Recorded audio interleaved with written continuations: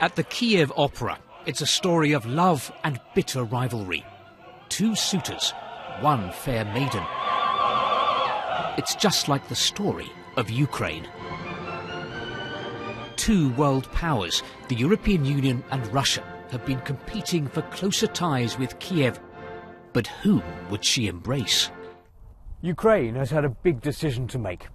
On the one hand, should it sign an historic trade agreement with the European Union that would turn this country very much towards Europe? Or should it look east and join Russia's economic bloc? The pressure on Ukraine to decide one way or the other has been huge. That includes economic pressure. Earlier this year, Russia banned imports from Ukraine's largest confectioner, Roshen, and imposed trade restrictions on other Ukrainian companies. A strong hint that Kiev should think twice before distancing itself from Moscow. The whole world is absolutely clear, understand that the real reason is political reason. It's a form of pressure on Ukraine because of the necessity to make a strategic decision about our future development. But that pressure has had an effect. Last week, Ukraine's government announced it had put on hold the association agreement with the EU.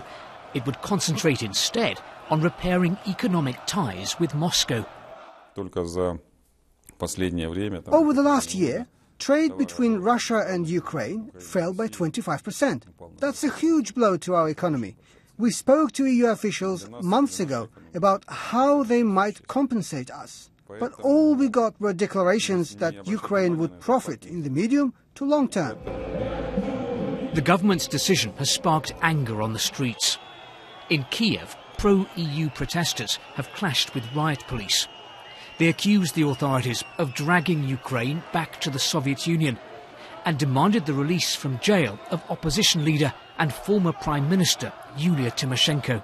The ruling party are not willing to embrace European standards and values. They're not willing to play, according to the rules of European Union. These protesters say they will stay on the streets until Ukraine's government chooses a different path, one that leads to Europe. Steve Rosenberg, BBC News, Kiev.